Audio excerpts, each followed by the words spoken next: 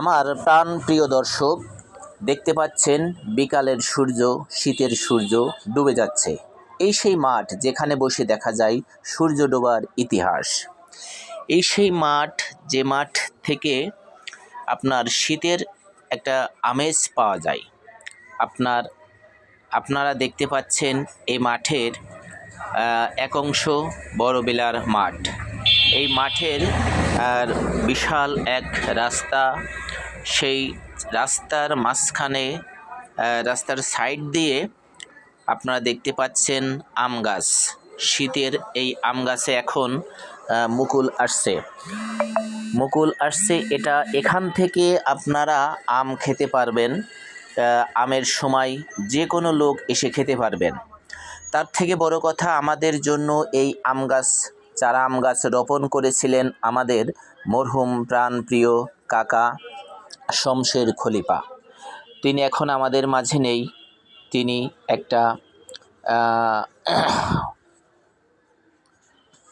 আমাদের মাঝ থেকে চলে গেছেন, কিন্তু রেখে গেছেন তার নিদর্শন। এখান থেকে আমরা অনেকে আম খেয়ে থাকি, এই ফল খেয়ে থাকি। তো আমরা দোয়া করি সেই আমের ওছিলায়, এই ফলের ওছিলায় আল্লাহ তাআলা যেন তাকে মাফ করে জান্নাত নসিব করেন। তো বন্ধুরা, এখান থেকে আমরা আরও কিছু বুঝতে পারি, শিখতে পারি। সেটা হচ্ছে যে আমরা যারা মানুষ, আমাদের গ্রামে মাঠে এরকম গাছ রোপণ করতে পারি, যে গাছ থেকে আমরা চলে গেলেও এই গাছ মনে করিয়ে দেবে যে আমরা এদেশে ছিলাম, এই গ্রামে ছিলাম, এটা আমাদের মাঠ। এখান থেকে ফল খাবে পাখি, মানুষ এখান থেকে অনেকে ছায়ায় বসে তার পোষণ করবে, তাদের শারীরিক একটা আপনার ক্লান্তি দূর করবে এই গাছের ছায়ায় বসে।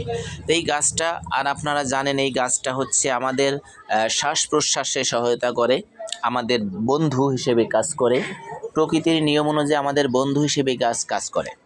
তো সেই জায়গা থেকে আসুন আমরা যার এলাকায় এরকম মাঠে গাছ রোপণ করি, যে গাছের ফল খেয়ে অনেকে দোয়া করবে আপনার জন্য, যে অমুকের গাছে দেখেন দূর দূরান্ত থেকে মানুষ এখানে দূর দূরান্ত থেকে আসে যে এ গাছের ফল ধরছে কিনা দেখতে, যে মানুষ যাতে শীতের সময় ফল যখন আম ধরে তো পাকে, তখন এসে যেন খেতে পারে, তাই আগে থেকে এসে দেখে যায় যে গাছে ফল কীরকম আছে।